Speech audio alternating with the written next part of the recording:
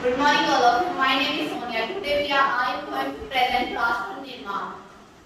राष्ट्र निर्माण का अर्थ, राष्ट्र निर्माण का अर्थ है कि राष्ट्र निर्माण एक ऐसी सामाजिक प्रक्रिया होती है जिसमें राष्ट्र के लोगों में जो राष्ट्रीय चेतना होती है उसको उत्पन्न करना। राष्ट्र निर्माण का महत्व, राष्ट्र निर्माण में अनेक जातियों, भाषा बोलने वाले और धर्म को मानने वाले लोग होते हैं, उनको एक सूत्र में बांधना ही राष्ट्र निर्माण का महत्व होता है। राष्ट्र निर्माण, राष्ट्र निर्माण में राष्ट्र निर्माण की चुनौतियां भी आई, विभाजन, विस्थापन और पुनर्वास, ब्रजवाड़ों का विलय और राज्य का पुनर्गठन। राष्ट्र निर्माण की चुनौतियां, भारत और पाकिस्तान एक राष्ट्र था, लेकिन 15 अगस्त 1947 को भारत दो टुकड़ों में अलग हो गया, जिसके कारण राष्ट्र निर्माण की चुनौती उत्पन्न हो गई। जैसे आजादी से पहले दो बातों पर सहमति, देश का शासन लोकतांत्रिक सरकार ही चलाएगी, मतलब लोगों का शासन लोगों के द्वारा ही चलाया जाएगा, ये एक बहुत बड़ी समस्या थी। Next slide.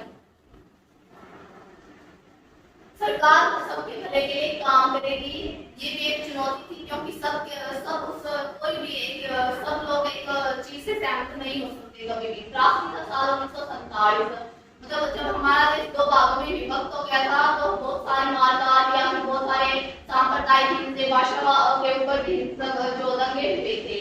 तीन चुनौतियां, एकता स्थापित करना, मतलब सभी लोगों को एक माला के सूत्र में बांधना। लोकतंत्र स्थापित करना, लोकतंत्र स्थापित करना मतलब लोगों का शासन भी चलाना था, लोगों के द्वारा ही शासन चलाया जाना। नियोजित विकास करना, योजना के अनुसार विकास करना। द्विराष्ट्र सिद्धांत विभाजन, विस्थापन और पुनर्वास। विभाजन, जब 14 अगस्त को हमारा देश आजाद हुआ तो उसके यह दो भागों में विभक्त हो गया, जिसके कारण विस्थापन भी हुआ और पुनर्वास भी। द्विराष्ट्र सिद्धांत मोहम्मद अली जिन्ना का था, ये सिद्धांत मुस्लिम लीग ने स्थापित किया था, जिसके कारण भारत दो राष्ट्रों में विभक्त हो गया। कांग्रेस और मुस्लिम लीग के बीच राजनीतिक प्रतिस्पर्धा, मतलब कि उन दोनों के बीच कंपटीशन होने लगा, मैं जाऊंगा, मैं सत्ता हासिल करूंगा, और कांग्रेस चाहती थी कि हम सत्ता में आए। ब्रिटिश शासन की भूमिका, ब्रिटिश जो शासन था उन्होंने भी इसमें अहम भूमिका निभाई विभाजन और पुनर्वास में, क्योंकि इन्होंने ही द्विराष्ट्र सिद्धांत के लिए मुस्लिम लीग को उकसाया था। स्लाइड। विभाजन की प्रक्रिया, 3 जून 1947 को लॉर्ड माउंटबेटन ने आजादी की घोषणा की, लेकिन ये आजादी की घोषणा स्वतंत्र नहीं, विभाजन के साथ ही ये जो आजादी की घोषणा की हुई थी। 4 जून को रजवाड़ों को स्वतंत्र कर दिया गया, मतलब वे कहीं भी जा सकते हैं, भारत, पाकिस्तान या स्वतंत्र भी रह सकते हैं। धार्मिक लोकसंख्या के आधार पर विभाजन हुआ, मतलब मुस्लिम जिस इलाके में ज्यादा है वो मुस्लिम वहां पर रहेंगे, जहाँ पर हिंदू ज्यादा है वहां पर हिंदू रहेंगे।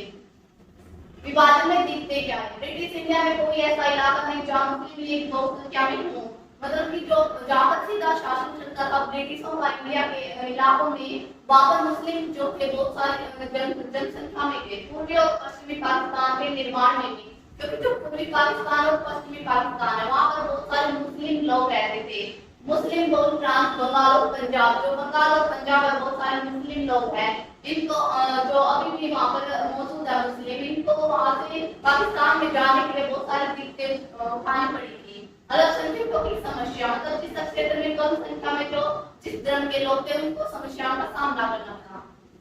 विभाजन के परिणाम, सांप्रदायिक हिंसा, लाहौर और अमृतसर और कलकत्ता में हुए नहीं है। जो सांप्रदायिक हिंसा क्या होती है, मतलब कि भाषा, धर्म के आधार पर जो दंगे होते हैं, सभी के घर परिवार संपत्ति छूट गई थी, शरणार्थी शिविरों में रहने के लिए मजबूर हो गए थे, पुलिस का प्रशासन का रवैया भी बदल गया, पैदल चलने और जो बहुत सारे लोग थे मारे भी गए, टेबल कुर्सी और टाइपराइटर का बंटवारा भी हुआ था।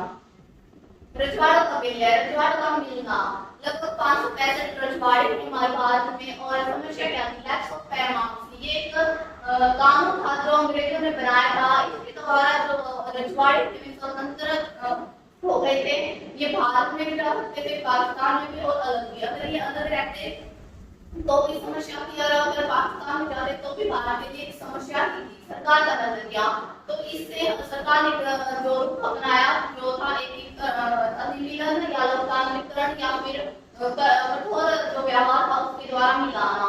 उड़ीसा में 26, छत्तीसगढ़ में 15, सौराष्ट्र में 14 और 119 छोटे रजवाड़े थे। विलय की 3 नीतियां अपनाई गई थी, एकीकरण, अधिनियम और लोकतांत्रिकरण, एकीकरण, जो स्वयं मिलना चाहते हैं, जो अपनी मर्जी से मिलना चाहते हैं, अधिमिलन, लचीला अपनापन मिलाया गया, जो मिलाए गए रजवाड़े थे उनको उनके साथ जो ये नीति अपनाई थी उसको अधिमिलन कहा जाता है। जैसे जम्मू और कश्मीर, लोकतांत्रिकरण, देश की एकता अखंडता के लिए थोड़ा कठोर अपनाना, थोड़ा टाइट जो रवैया होता है वो अपनाना। जैसे जूनागढ़, हैदराबाद और मणिपुर में जो सरदार वल्लभ भाई पटेल थे गृह मंत्री थे, तब इन्होंने इन रजवाड़ों पर अपनी सेना तैनात की और इनको अपने देश में भाग में मिला दिया। राज्यों का पुनर्गठन, राज्यों का दोबारा से गठन क्यों हुआ? क्योंकि सभी राज्य चाहते थे कि हमारा जो राज्य है वो भाषा के आधार पर निर्मित हो, तो इसके आधार पर 1920 में नागपुर अधिवेशन हुआ और फिर 1946 और 1952 में आंध्र प्रदेश राज्य का निर्माण हुआ भाषा के आधार पर। फिर 1953 में जो राज्य पुनर्गठन आयोग है उसकी स्थापना की गई, इसने अपनी रिपोर्ट फिर सौंपी, तो 1956 में राज्य पुनर्गठन अधिनियम लागू हुआ। तो 1960 में बॉम्बे प्रांत से निकलकर गुजरात और महाराष्ट्र राज्य बने।